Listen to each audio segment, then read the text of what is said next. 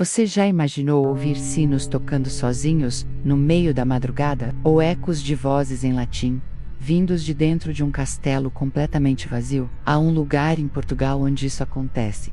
E não é uma lenda qualquer. No alto de uma colina, cercado pela neblina e pelo silêncio, ergue-se uma antiga fortaleza que guarda não apenas pedras, mas segredos que nunca foram enterrados. Dizem que seus corredores ainda são vigiados por monges templários, que juraram proteger algo tão poderoso que nem mesmo a morte foi capaz de os libertar do seu voto. Este é o Castelo de Monte Moro Velho, e o que você vai ouvir agora talvez te faça pensar duas vezes antes de visitar ruínas antigas à noite. Monte Moro Velho, no distrito de Coimbra, um imponente castelo medieval que domina a paisagem, testemunha de guerras, conquistas e rituais há mais de 1000 anos. À primeira vista, parece apenas mais uma das muitas fortificações históricas de Portugal. Mas quem conhece as histórias locais sabe, há algo diferente aqui. Durante o dia, o sol banha as muralhas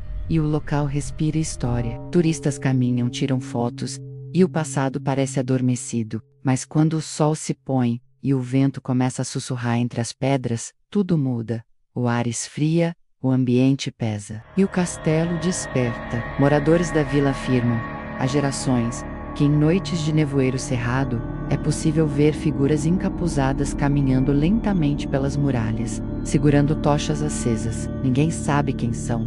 Elas surgem em silêncio, caminham em procissão, e depois desaparecem entre as torres, como se o tempo as engolisse. Mas para entender o que realmente pode estar por trás dessas aparições, precisamos voltar alguns séculos no tempo, a época em que o castelo era um reduto dos poderosos cavaleiros templários. No século XII, Montemor era muito mais do que uma fortaleza. Era um posto avançado dos templários, homens de fé e de guerra, conhecidos como os guardiões de relíquias sagradas e segredos da cristandade. Quando a ordem foi perseguida e dissolvida no início do século XIV, muitos templários fugiram, levando consigo tesouros e artefatos de valor incalculável. A lenda local conta que parte dessas relíquias, talvez as mais importantes, foi escondida justamente sob o castelo de Montemor, e que os monges encarregados de as proteger selaram um pacto de sangue. Eles juraram guardar o segredo até o fim dos tempos. E, segundo os moradores, é exatamente isso que continuam fazendo. Existem registros orais e histórias antigas que falam de uma rede de túneis secretos sob o castelo, conectando-o a uma antiga igreja próxima. Disse que a entrada desses túneis foi selada com pedras e cal, e ninguém nunca mais conseguiu abri-los. Curiosamente, durante escavações em 1947, arqueólogos encontraram ossadas humanas a poucos metros da antiga capela do castelo, mas o número de corpos e a forma como estavam dispostos não correspondiam a nenhum registro histórico da época, seja de batalhas ou de enterros comuns. Pareciam guardiões. Agora, preste atenção nisto. Em 2009, um grupo de exploradores independentes decidiu passar uma noite no castelo, equipados com câmeras e gravadores de áudio para um documentário sobre lendas portuguesas. Tudo correu bem até por volta das 2h40 da manhã, quando um som metálico e pesado começou a ecoar de dentro da Torre Norte.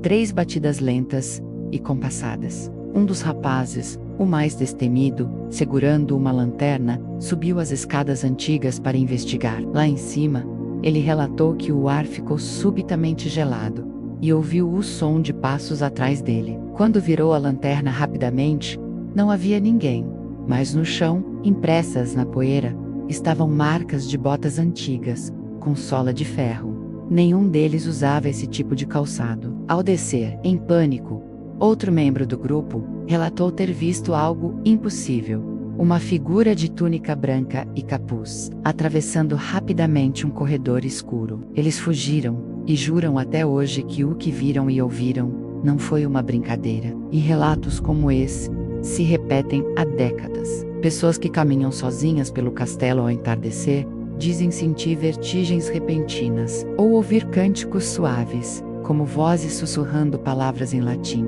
cães, que geralmente são brincalhões, se recusam a entrar nas ruínas depois do pôr do sol, rosnando para o vazio. E turistas que tiram fotos noturnas garantem que às vezes, ao verem as imagens depois, aparecem sombras com formas humanas, mesmo quando estavam completamente sozinhos. Mas o ponto mais inquietante está na capela antiga, junto ao altar de pedra, com aparelhos de medição de campo eletromagnético usados por investigadores paranormais. Registraram picos altíssimos e inexplicáveis de energia, como se algo invisível e poderoso estivesse presente. Alguns acreditam que é exatamente ali, sob aquele altar, que repousa o tal relicário templário, o artefato que os monges juraram proteger com a própria vida, e que suas almas ainda vigiam. Quase apagada pelo tempo, gravada na parede do altar, há uma inscrição em latim: Lux me ultima.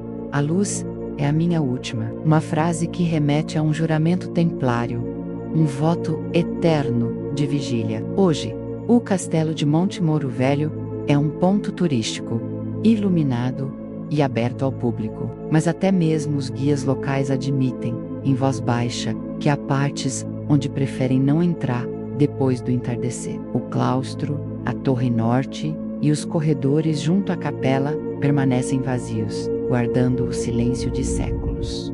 E quando o vento sopra do rio Mondego, carregando o som distante de sinos que ninguém tocou, os mais sensíveis garantem sentir algo os observando, uma presença calma, mas fixa, como se os antigos guardiões ainda estivessem ali, em seus postos, protegendo algo que não pode ser revelado ao nosso mundo. O que é mito? O que é verdade?